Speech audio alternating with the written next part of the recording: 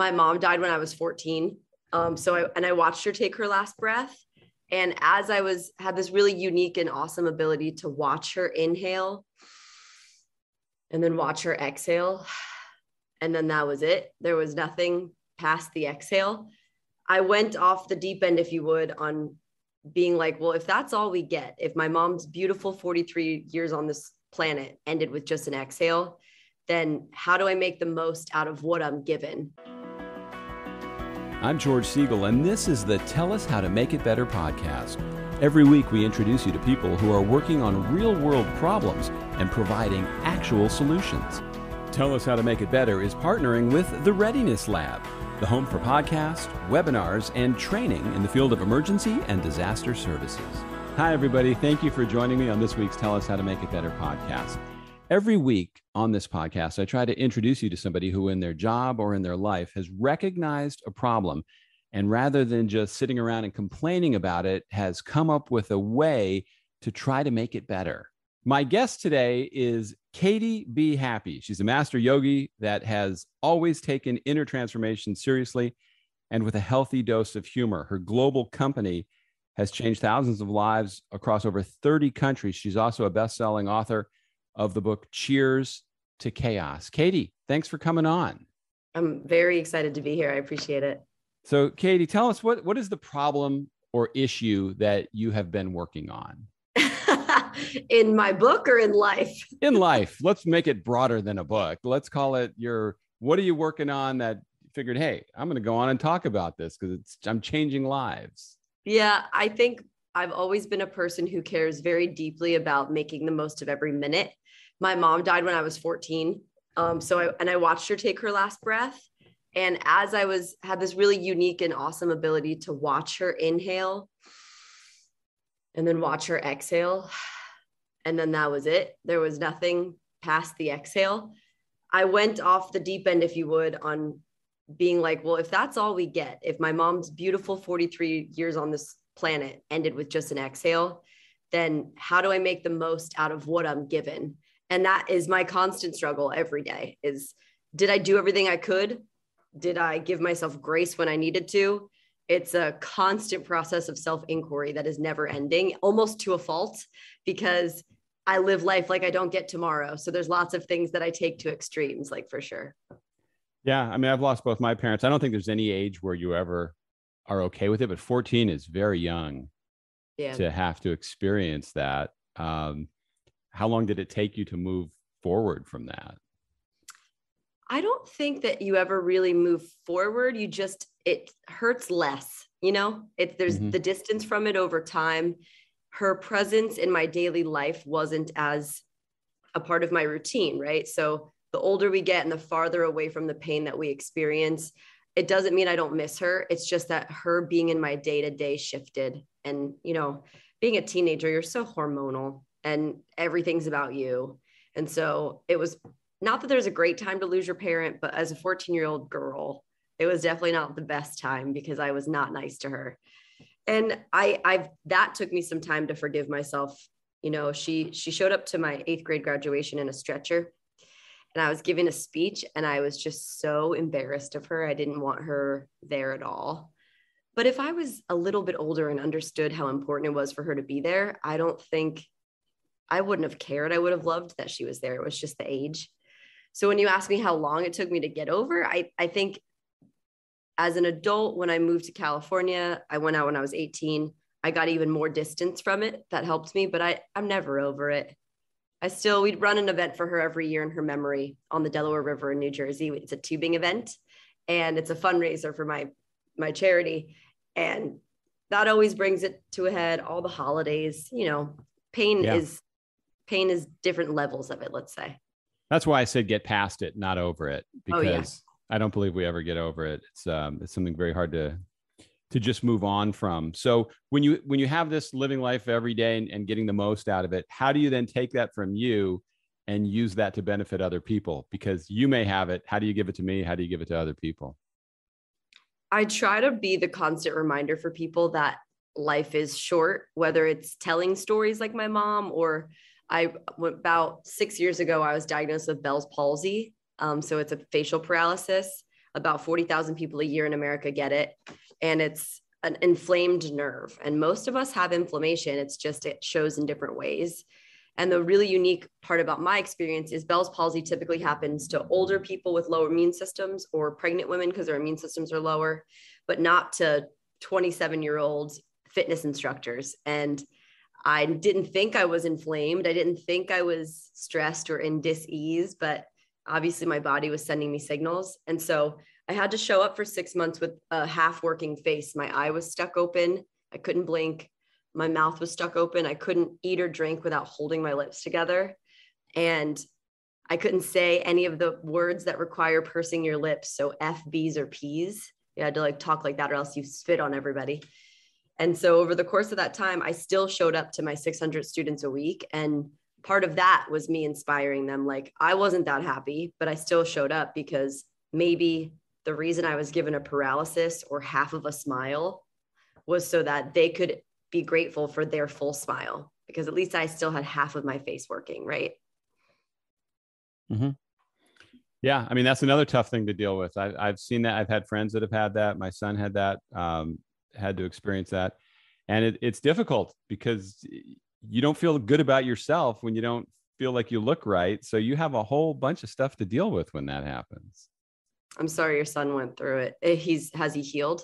Yes. Yeah. He got over it. I know some other people that weren't as fortunate, that they didn't just get past it as quickly. So it's, anytime somebody has an eye infection, anytime you have a cold sore, I mean, anything that you get that other people are aware of can be very challenging to deal with.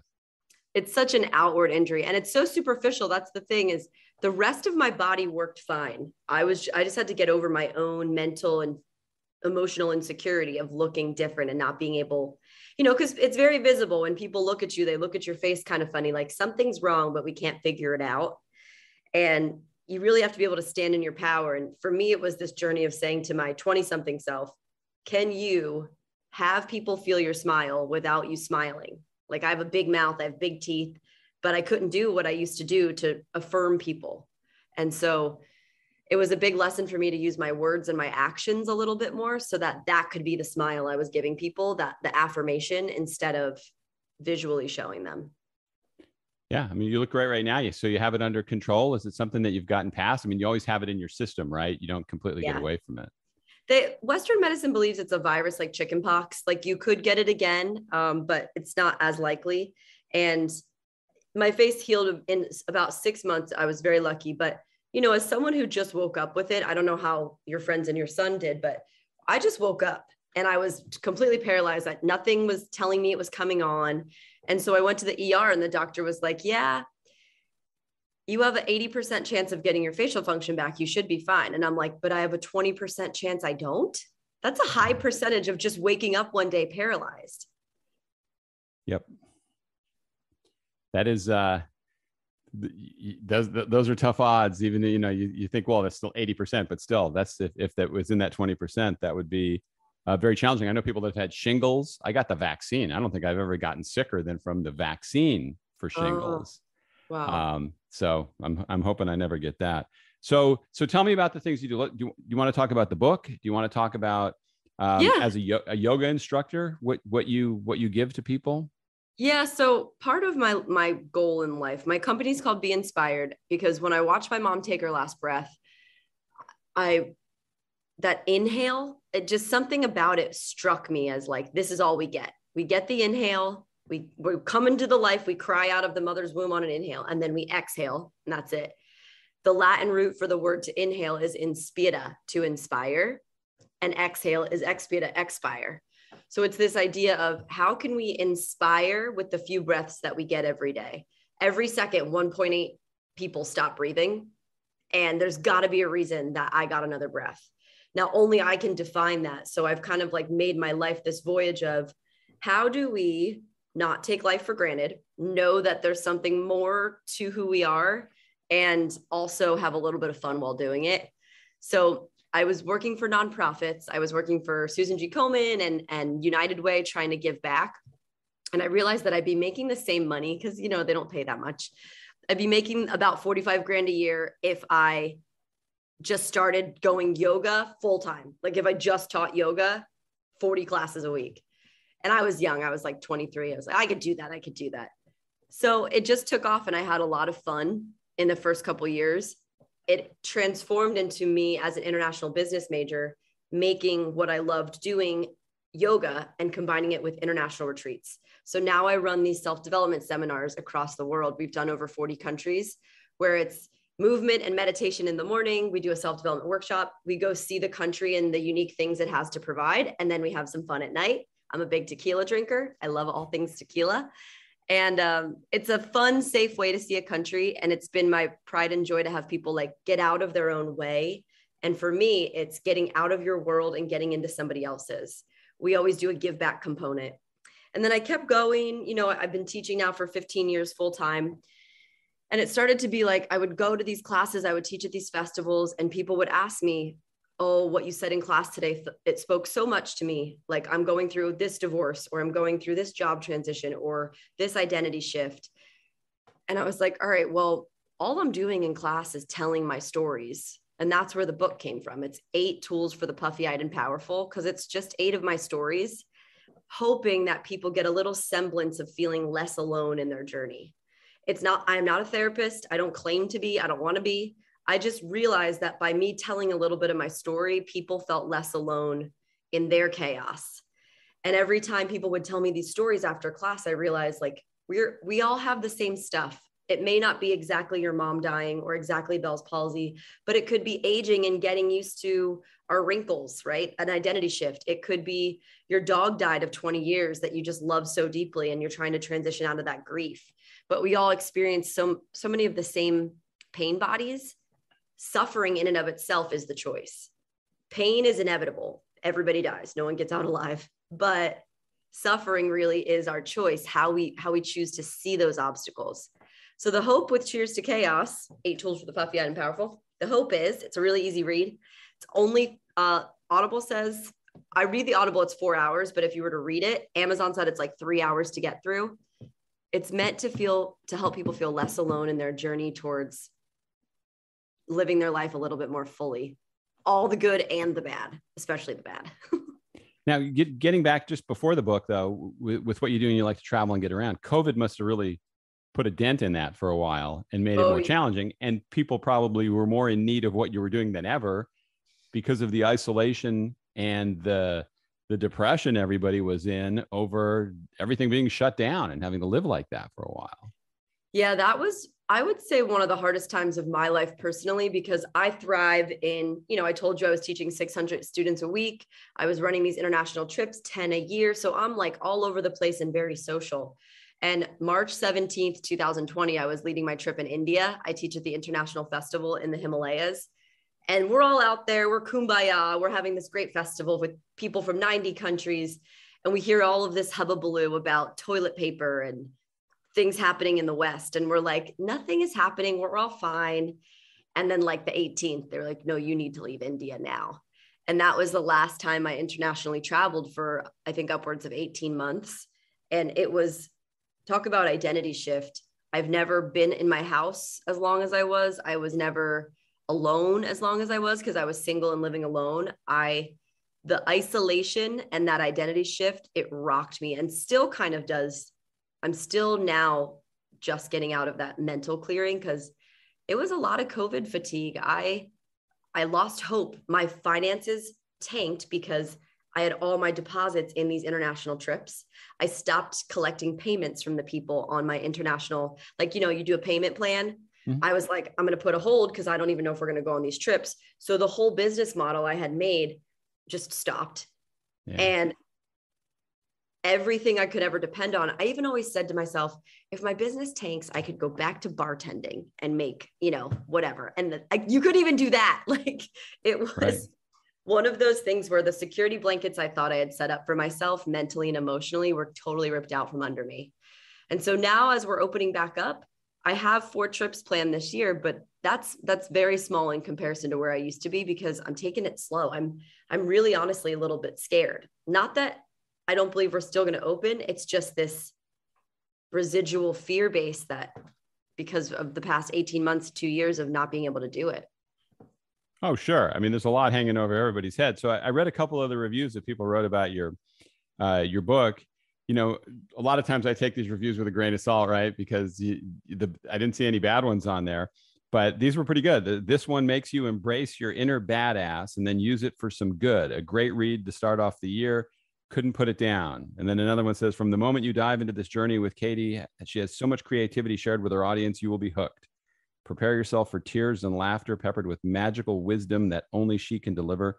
A joyous blend of fun, raw honesty, pure emotion, and heartfelt gratitude. A must read for all those who are looking for soul connection. That's nice to get reviews like that. It's nice to have people love your stuff, isn't it? It's nice because it was soul crushing and horrifying to publish some of the stuff that I did. It's very honest. Like my father is 68 in New Jersey, and he read it. I sent him the manuscript first, and I was like, I think you need to read this before it goes out in print. And I was like, you have to read it as if I'm not your daughter, because there's sexcapades and different various things that are very truthful about the way that I live life to the fullest. And it was soul crushing for me to release it, because in my profession as a motivational speaker, I get to say my truth when I'm ready to. It's on my timeline. But when people read your book and they just approach you and they're like, oh, so that time that you and your partner of 6 years broke, and when he broke your heart and he broke up with you, or, do you want to talk about that time that you gained all this weight because of COVID, or they approach you with your issues that they had read, but I'm not always ready to address all of that open stuff that I wrote about. Did your dad read the book? He did. He loved it. He said that there was 2 chapters he could have done without. Of the 8 chapters. As a parent, I don't want my kids writing books. I mean, I worry about that stuff all the time. Not for just as a parent, you worry about your kids anyway. But he was okay with most of it. Yeah, the very first introduction is the most, I would say, graphic, and I do that intentionally, because if you can get through the first 8 pages, then you either love me or you're like, this is not for me, because it's very vivid. With some sexcapades and fun international stuff. And so that part, and then there was some, a little bit of intimacy with the chapter 7's about dating apps and being single. And he could have done without that one, I'm pretty sure. As a dad, I'll tell you, there's no doubt he could have done without that. I think we can all agree on that. So what obstacles do you find you run into when you're on your quest to make people feel better? What's the pushback you get from people? I think in my situation personally, a lot of people know me because I teach them. Let's say, today I had a class of 70 and a class of 60 this morning.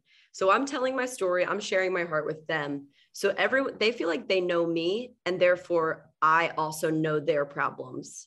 And so I think that I don't want to let people down in the way that I'm not a therapist, and I can sit and hold a little bit of space for you, but I definitely come across often that there's this bond that they've formed with me through reading or being in my class, but I don't know anything about them, right? And so it is definitely something I wish I could, unblock a little bit as to how I can be more helpful in that way. But it's not part of my dharma. It's not who I am. I'm not a therapist, That's true. And so are you in LA? What were you in California? I'm in San Diego. San Diego. Yeah. I have family that lives there. They love it. It's a great part of California. So what would you say is the main takeaway you want people to get from the book? So I'm going to read your book. What would you like me to walk away feeling when I'm done? So with the publisher, he asked me before we even signed the contract, he said, okay, I need you to do 2 things for me. Part 1, figure out exactly what you'd want people to gossip about your book in the bathroom, right? And then part 2, you have to figure out the person that you're writing the book to. So I'll answer your question in 2 parts. The bathroom gossip, like you asked, was, wow, that book was really honest, and it made me feel less alone in all of the things that I'm going through. It's not as big of a deal. The things I'm going through aren't as big of a deal as I was making them to be. And then the avatar, the person that I was writing it to, was a specifically a young girl who couldn't identify outside of the way she looks, but it doesn't mean that that's the only person. It's really for people struggling in transition. So if you need some tools and techniques to just kind of get over the hump, there's so many things in our life that feel like they're boulders in our way.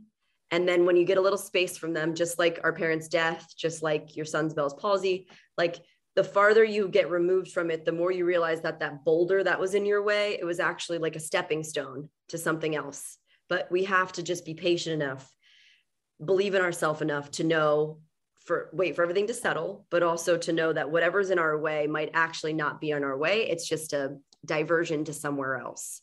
And so anyone who's in a rough transition that needs a little spark, and specifically that girl, Ava, who I was writing the book to, who's it's a fake person, but it's the person that you're writing to in that way.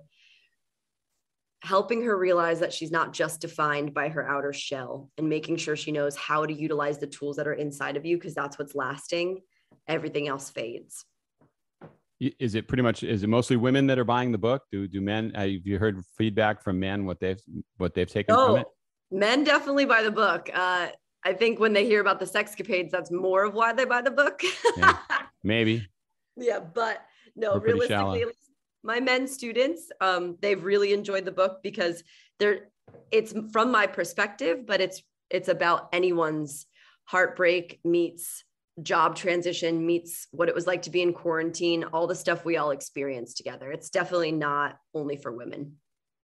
Okay. Now, what advice would you have for somebody who wants to find a way to express themselves? I mean, you're able to do it through your classes. You're able to do it now through writing a book. Somebody's entrepreneurial. They have an idea, something they want to do. What advice would you offer them to get them into it and get them going? One of the things, so I love gambling. I love like a little bit of blackjack or poker. I think I max out at $200, but I love a little bit of table games. And I think about my chips. When I've got $50 worth of chips to bet with, or $200 worth of chips to bet with, I'm still going to play more. I'm going to bet more when I have a bigger money pile. I think about our life as acquiring success chips, a bank account. If every day I'm doing little things that make me proud. In the morning, I wake up and visualize my day. Or if I take that 20-minute walk or run, or if I eat the salad over the pasta or whatever, the little things that we think contribute to ourselves and a better version of us. It doesn't have to be perfect. It just has to be little things each day that put into that bank account. And so when life rocks us, when life pulls us down and makes us transition, when it's a breakup we didn't want to have, it's a job transition we didn't want to have, it's a health scare we didn't want to have, you have more in that bank to bet on yourself, to take the risk to do something different. And so for anyone, entrepreneurial or not, you have to build your success chips each day. You have to build your self-appreciation. And some days I'm going to eat 2 boxes of Nut Thins and watch 8 hours of Netflix, right? Sometimes we do that. But most days I'm doing tiny things. At least 51% of my day I'm proud of.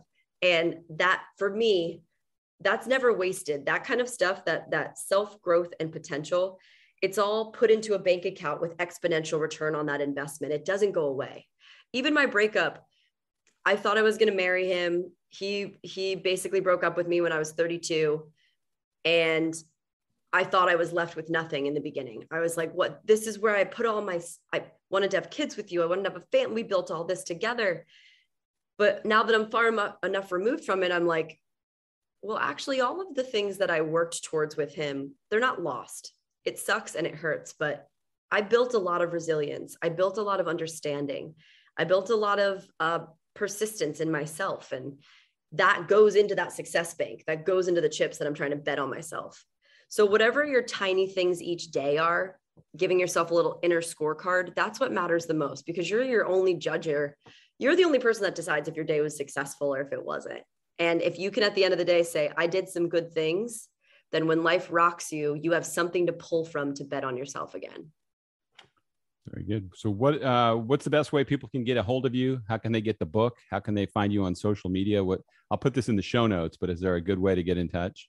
Yeah. Cheers to Chaos is on Amazon, ships within 2 days. And then it's on Audible. If you like audiobooks and Kindle.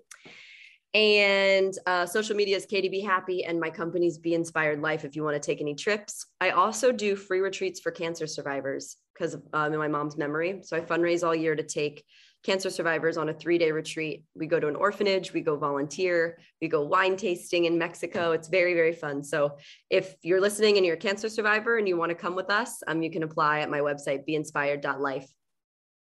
Excellent. Like I said, I'll put all that in the show notes so people can track you down. I'm looking forward to reading your book, and not just for the reason that you think guys are reading your book. I love your energy and your positivity, and that would be the reason that I'm going to read the book. I appreciate that. So thanks for coming on, and I look forward to following your success. Thank you so much. Thank you for listening to this week's Tell Us How to Make It Better podcast. If you have any ideas for future guests, there's a contact form on our website, tellus-how-to-make-it-better.com, and you can write me a note, tell me who you think should be on, and I'd be happy to meet them and see if they would be a good guest for the show. And also, if you liked what you were listening to, please share this episode with other people so they can become listeners too. Thanks again. We'll see you next time.